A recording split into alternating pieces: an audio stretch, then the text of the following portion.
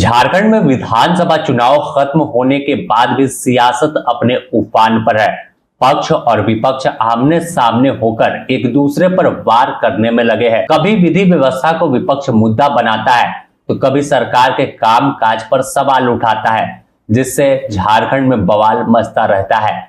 लेकिन इस बीच झारखंड के मुख्यमंत्री हेमंत सोरेन ने विपक्ष को आड़े हाथों लेते हुए एक ऐसा आक्रामक भाषण दिया जिससे तमाम लोग टेंशन में आ गए हैं और उन नेताओं को बाहरी पार्टियों का एजेंट बता दिया है। हेमंत सोरेन ने खुले मंच से विपक्षी को निशाने पर लिया और जो बोलने का लहजा था आक्रामक दिखा।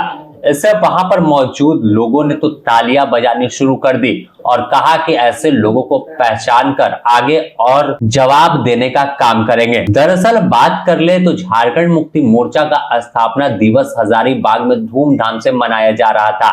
इस मौके पर हजारीबाग में हजारों झारखंड मुक्ति मोर्चा के कार्यकर्ता भी कार्यक्रम में शामिल हुए।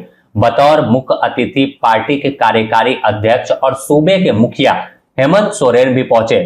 कार्यक्रम काफी भव्य था क्योंकि झारखंड में सरकार भी झारखंड मुक्ति मोर्चा की है और इससे अंदाजा लगाया जा सकता है कि कार्यकर्ता कितने उत्साहित अपने पार्टी के स्थापना दिवस को लेकर थे।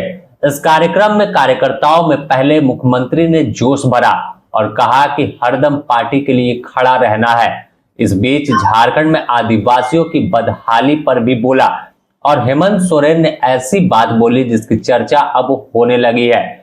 हेमंत सोरेन ने कहा कि झारखंड में आदिवासी की बात होती है, कई बड़े नेता और कई बड़ी पार्टी आकर घोषणा करती है कि आदिवासियों के दिन बदल जाएंगे, लेकिन उन्होंने साफ तौर पर कहा कि कुछ आदिवासी मूलवासी नेता के नाम पर कुछ अपने ही लोग हैं जो धोखा देते हैं और एजेंट बनकर काम करते हैं, आपसी भाईचारा को तोड़ते हैं, आपस में नफरत का बाजार गर्म कर अपनी राजनीति रोटी सेक देते हैं। आप खुद सुनिए किस तरह से हेमंत सोरेन ने निशाने पर और किसको लिया है। करना है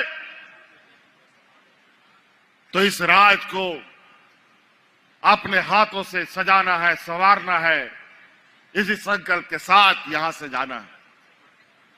नहीं तो बहुत नेता, बहुत पार्टी बाजार में बन गया है। इतना पार्टी, इतना नेता और कुछ तो हमारा ही मूलवासी आदिवासी लोग दूसरे राज्यों के पार्टियों का एजेंट बन करके यहां काम करता है। हमें जात बिरादरी के नाम पर लड़वाता है, घर घर में द्वेष फैलवाता है। साफ तौर पर यह भाषण बताने के लिए काफी है कि झारखंड में आदिवासी नेता और कौन है और किस पार्टी में है। आखिर इशारा मुख्यमंत्री हेमंत सोरेन का साफ था कि कोई मूलवासी के नाम पर जाति को इकट्ठा करने पर लगा है तो कोई आदिवासी के नाम पर बात कर रहा है। ऐसे में अब चर्चा है कि क्या निशाने पर बाबूलाल मरांडी थे या फिर जयराम महतो।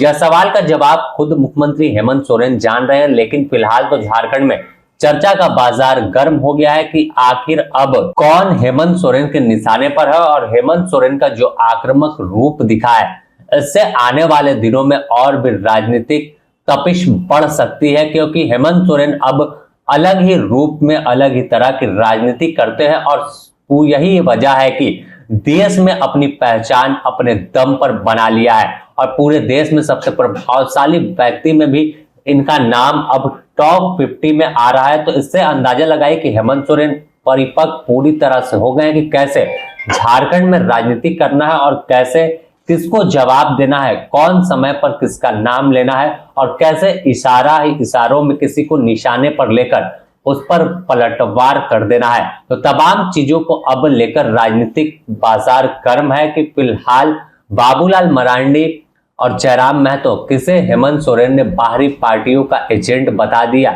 और कौन है जो पार्टी बनाकर झारखंड में किसी को ठगने का काम कर रहा है।